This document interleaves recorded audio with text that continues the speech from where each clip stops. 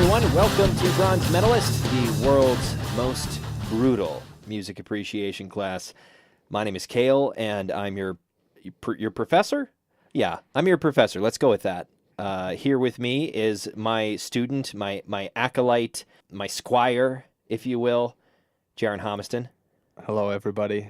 It's a pleasure to be the student, the acolyte, the squire. The squire. You're All the of squire of Sir Kayle of metal. Of metal more. So, Bronze Metalist is a podcast where every week, hopefully every week anyway, I will be giving Jaryn a bit of homework, so to speak. He has to listen to a album in the genres of heavy metal, one of the many myriad subgenres that we'll probably talk about at some point, along with some albums from hardcore punk and maybe some other types, maybe a bit of post rock, some noise, that sort of thing. Anything that is weird or abrasive, kind of grating, it challenges you to listen to it. That sort of music. That's what we're going to be talking about here. So this week, I had Jaryn listen to When Forever Comes Crashing by Converge, which is an American Metalcore band from Salem, Massachusetts, founded in the year 1990, when its two founding members, Kurt Ballou and Jacob Bannon, were both still 15 years old and in high school at the time. So this is from like a while ago then. Oh, yeah. Okay. The original release was in 1998, is when the original release of When Forever Comes Crashing. It was re-released, however, in 2005. Apparently, the original release suffered from some pretty poor production problems. Apparently, the sound quality and the mixing and the mastering was not very good. So when Converge had started to kind of hit it big, so to speak, in the underground, and Kurt Ballou started his own production studio, which is God City Studios, he decided to remix and remaster it for a re-release in 2005. And that's the version that we get to listen to now. All I've heard about the original release is that it sounded bad, and that it wasn't a very good quality. A lot of their early stuff is pretty, like their really early stuff, I guess now, in 2017, When Forever Comes Crashing really kind of counts as one of their earlier releases, yeah. Especially since they just last week, I think they released their new album, The Dusk in Us, which I haven't got a chance to listen to yet, and I really need to, just because I really like Converge. So here on Bronze Metalist, we're mostly going to be talking about music that I really like. There are some albums that maybe I won't be too familiar with, but I don't really want to make you listen to anything that I don't myself like. So yeah, we're not going to do that here. Make it a challenge for the both of us. Yeah. I'm not gonna make you suffer through something that I hate too. So sit down and be like, this was garbage. Yeah, I hated listening. You're to it. So right. It was garbage. No. So like I said, had you listened to that, a little bit more history on the album and kind of why I find this album so interesting. Like I said, it was released in 2005, it was re-released in 2005, remixed and remastered by their guitarist Kurt Ballou, who had started producing, or at least having a hand in the production of their albums in 2001 with their, what I consider to be their best album. It might be one of the best metalcore albums ever released. It's Jane Doe, which came out in 2001. Fantastic album, absolutely amazing. Even to me, being 21 years old, I was 5 when the album came out, and I still appreciate it quite a bit, and I really like it. And but he started producing then, and from then on, he's produced all of their records, either in part or in full. For me, this album is really interesting because it's kind of the end of an era of that pre-Jane Doe Converge. They were really kind of a different band back then. Part of the reason is because the only two remaining members from that time are Jacob Bannon and Kurt Ballou. They went through a couple lineup changes. Their lineup stabilized and has stayed that way after Jane Doe. The addition of Ben Collar on the drums and Nate Newton on the bass. So those four have remained the same since Jane Doe, but before that they had a couple different people, some of them that they went to high school with. there was Stephen Brodsky, who came in 1997. He's the bassist for this album. The drummer at that time was... Who was the drummer at this time? It was me.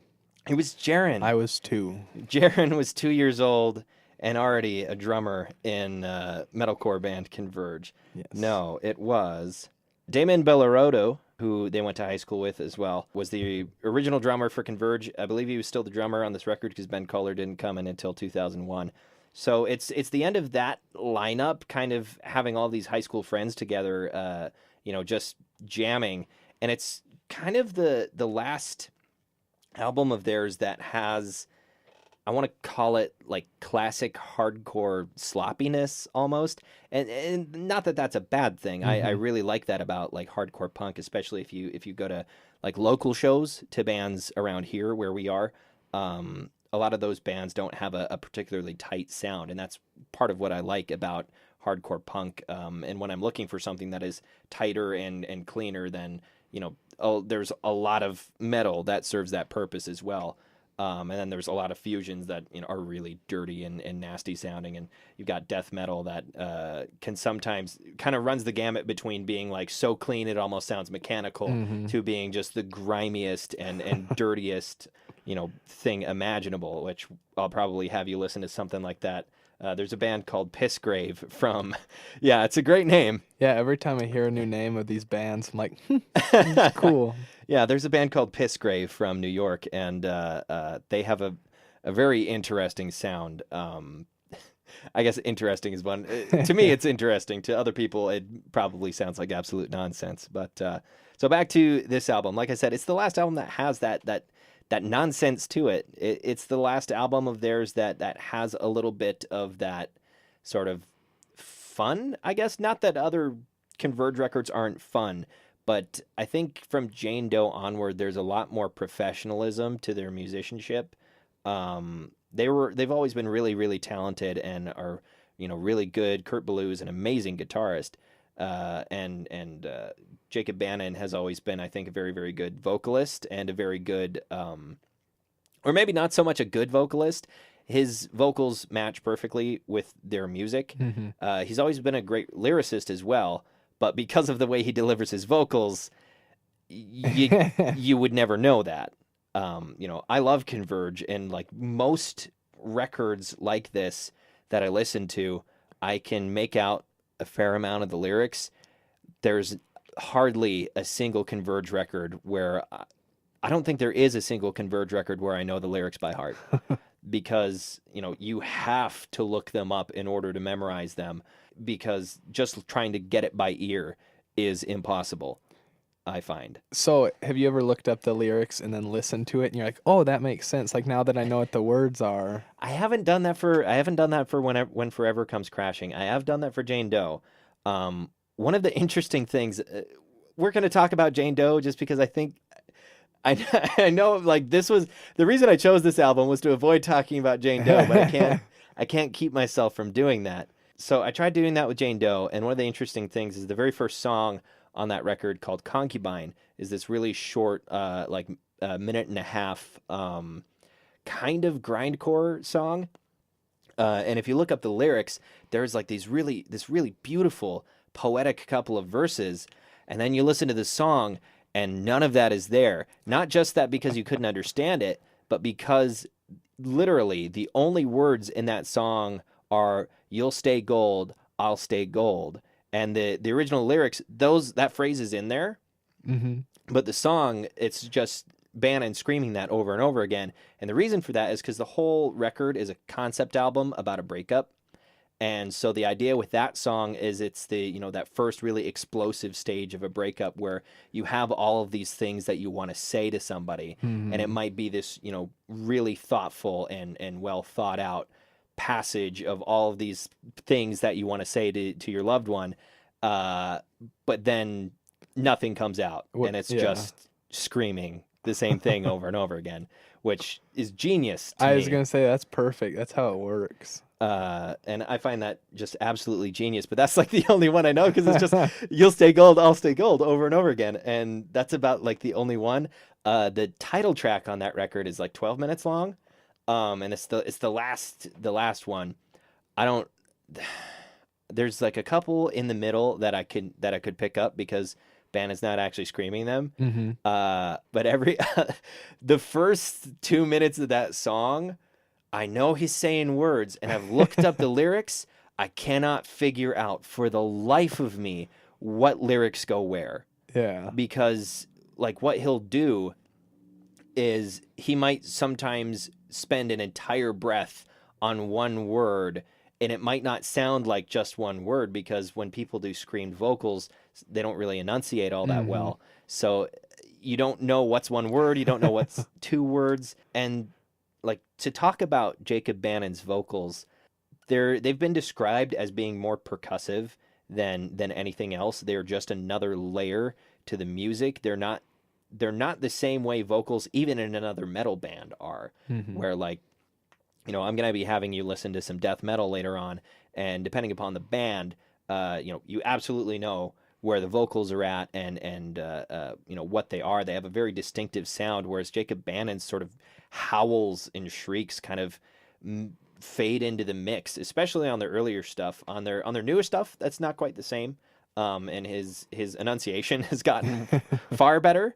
They also have a tendency to intentionally distort, or for us as broadcast majors, we would call that overmodulating. Because that's just what distortion on a guitar is. That's literally all it is on an electric guitar, is you're just turning up the volume, or at least that's the way they did it in the old days, is they just turned up the volume all the way and clipped the signal. And that's where you get that fuzz. They're kind of doing the same thing to his vocals, and they do that on pretty much every record because Jacob Bannon doesn't do a death growl, and he doesn't scream the way that modern metal vocalists do, because they came out of hardcore punk, and that was just yelling as loud as you possibly can, and not necessarily like putting some grit into it, and like there was no training involved in it. It was just yelling at the top of your lungs. And that doesn't necessarily sound as good when you record it on a microphone. It sounds great at live shows because everything's crazy anyway. Yeah. And like the vocalist is over here and he's getting like dogpiled and people are like pushing him around and like grabbing him by the shirt, and like the guitarist is trying not to get knocked over and run into his amp.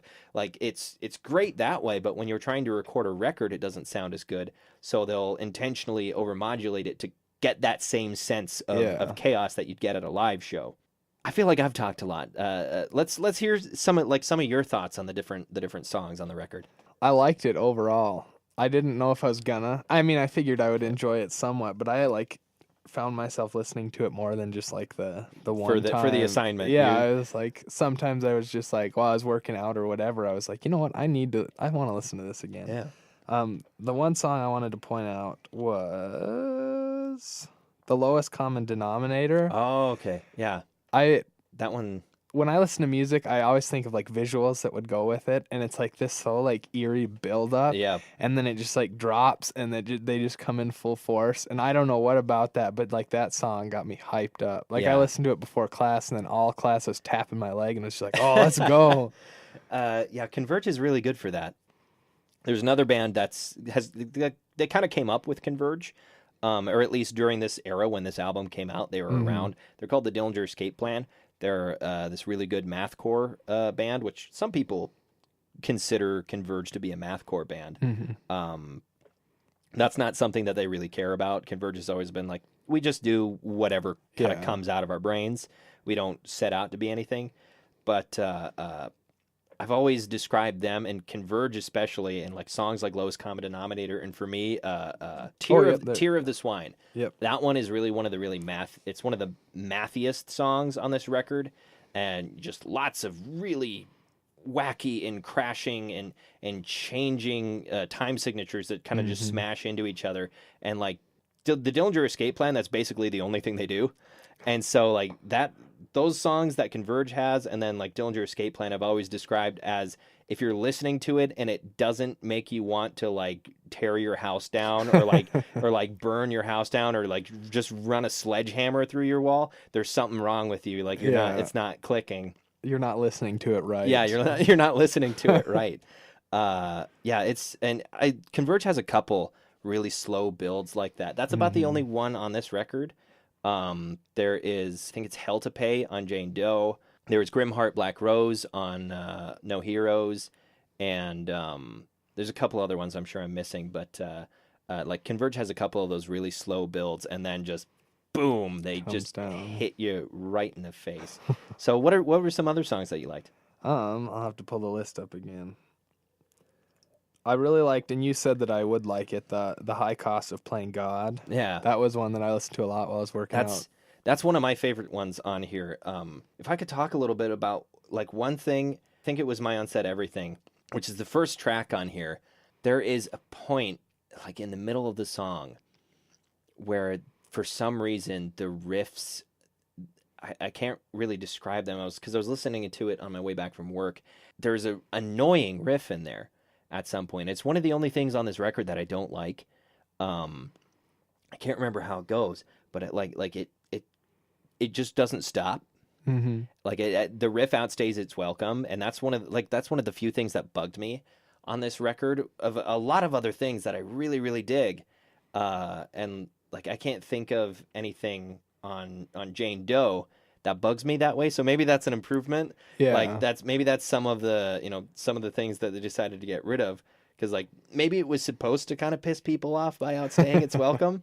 Like it just made me want to just skip to the next song. Yeah. Because High Cost of Playing God is really really good. Mm-hmm. I like Towing Jehovah quite a bit. That's a shorter one. Okay. Towards the middle of the record. I like short songs like that are just really really. They don't waste any time. They don't waste any of your time, and that's part of what I like about grindcore as a genre. It's like that mentality of we're not going to waste your time with this song translated to an entire genre of music. Yeah. There is a grindcore or power violence band called Nails, and they've talked about their writing process, where it's like, if you ever listened to another heavy metal record and you thought, wow, that riff was absolutely kick-ass, what if that was the whole song? We just do that riff for the whole song. and I like that mentality a lot, and Converge has quite a few shorter songs like that. And that was sort of what was popular when this album came out. Mm-hmm. And you had bands like, I think Hatebreed was just getting started. Every Time I Die was just getting started. And like I said, the Dillinger Escape Plan was just getting started. You've got Botch, and a lot of other early metal. At the time, it was called metallic hardcore instead of metalcore. And a lot of bands from that era aren't really around anymore. Converge is one of the only ones that's still kicking it, especially from that early time. Mm-hmm. Starting out in 1990. That's crazy that's like, yeah, it's been around for that long, and like they're still here. Yeah, they're still here and they're still going. And like Every Time I Die is still going. The Dillinger Escape Plan just went on. They call it indefinite hiatus. They didn't really break up, but they just said we're not going to release anything for maybe forever. All of their albums are fantastic as well, and Every Time I Die is fantastic, and they're still around too. Yeah, Converge is one of the only bands that's still around from that time, and it's a little mind-boggling, because there is such a, especially for hardcore punk and metalcore, there seems to be such a turnaround, such a high turnaround rate for band members and bands in general. There are so many bands in the genre, like the modern incarnation of metalcore. There are so many of them that don't make it to the 10-year mark. And there are a ton of like death metal bands that are that old now. But like bands like Converge don't last 27 years.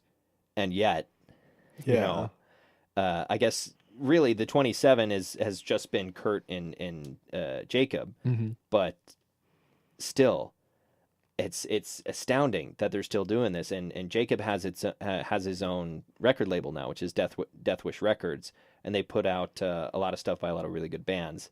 And Jacob has always done, or at least starting with Jane Doe, I know. I'm not sure if he did the original artwork for When Forever Comes Crashing, because the original artwork was actually different. See if I can find it here for you. Yeah, the original artwork was, I don't believe, done by him. It's like this tiny little, I don't know if it's supposed to be like a baby or what, but it's kind of, it's creepy looking, like it's that thing.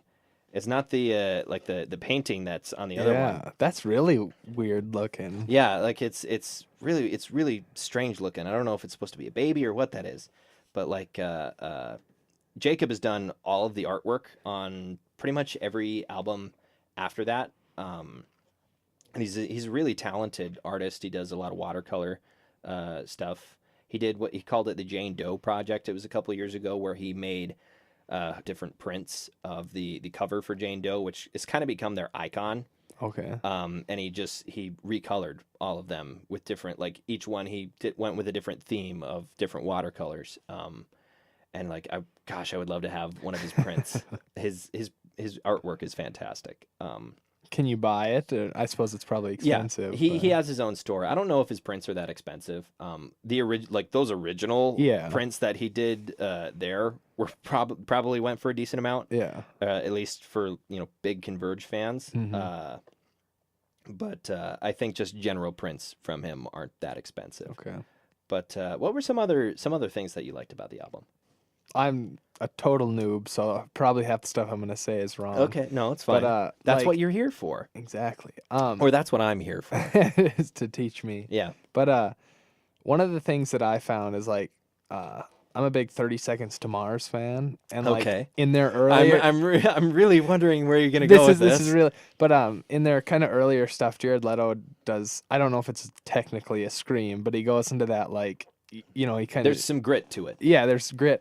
And I always, in those songs, like, that's my favorite part. It's like, I listen to that song, and I'm like, I love it. And then that happens, and I'm like, yes, I wish there was more of this. It's like listening to this, although it's different, and it's a different type of scream and different type of grit. It's like it was that full song of like the whole thing was your favorite part. Yeah, I was like, gosh, I love this. I love of just like the emotion that comes across. Yeah, and that's one thing that I always say when people are like, "Oh, you listen to that music with the, with all the screaming and stuff like that." And for some, especially death metal, the goal is to be foreboding and scary and to sound like a monster of some sort. But for hardcore punk, and this is where modern metalcore gets that, because modern metalcore has a lot of influences from emo and like post-hardcore, more so than metal now. And back then, in early metallic hardcore, that style of screaming that Jacob Bannon does, where it's just yelling and it's not controlled, it's not thought through. There's not a lot of breath control going on there.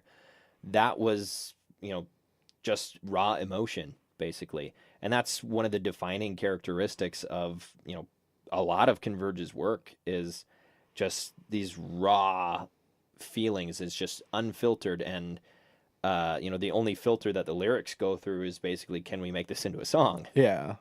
And after that, it's just like exactly what I'm thinking, and trying to find the most succinct way to say something, and just belting it out as loud as possible.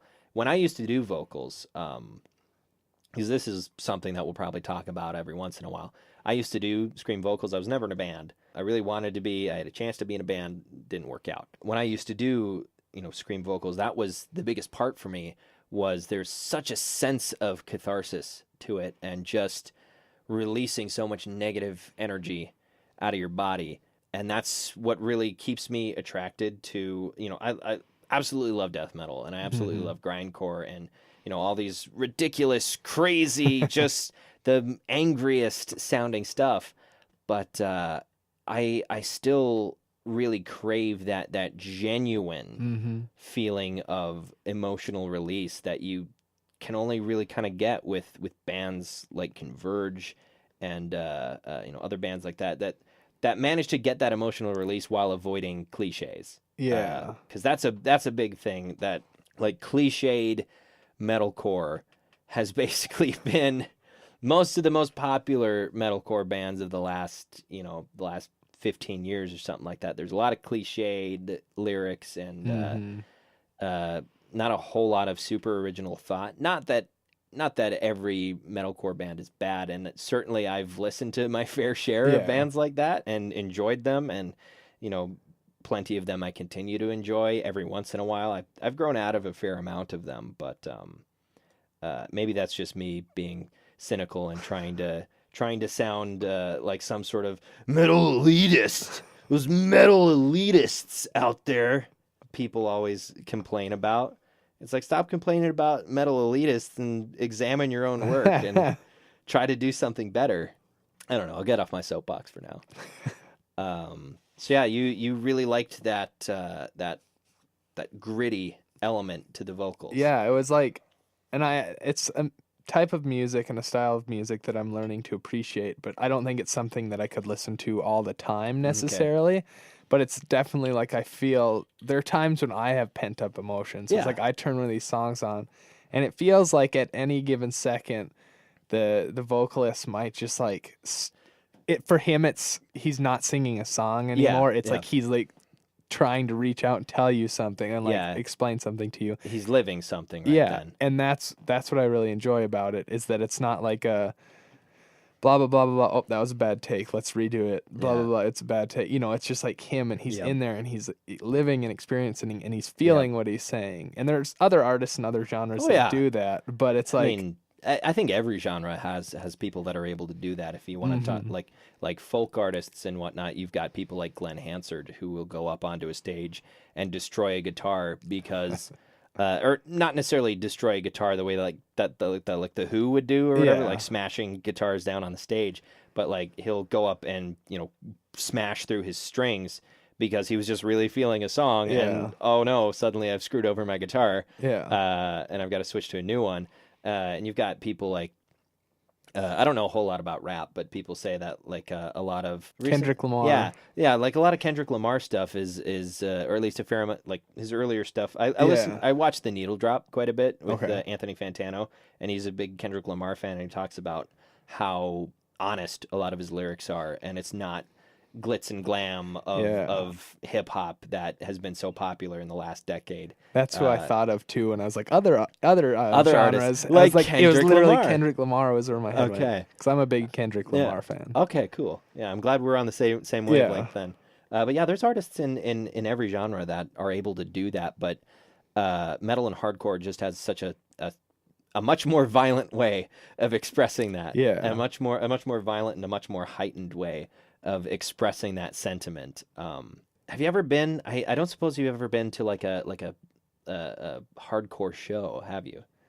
No, I've only been to like 3 concerts in my life. Okay. The only thing close was I went to Fall Out Boy and Panic at the Disco, which is, I mean, they're not close, but pop punk has its place. At some point, I might have you. I don't listen to a lot of pop punk, but I do listen to the Wonder Years religiously. Okay. They're my favorite pop punk band, and probably this is weird to say on a metal podcast where we're talking about Converge and Pig Destroyer and Dying Fetus and stuff like that, but the Wonder Years is really my favorite band.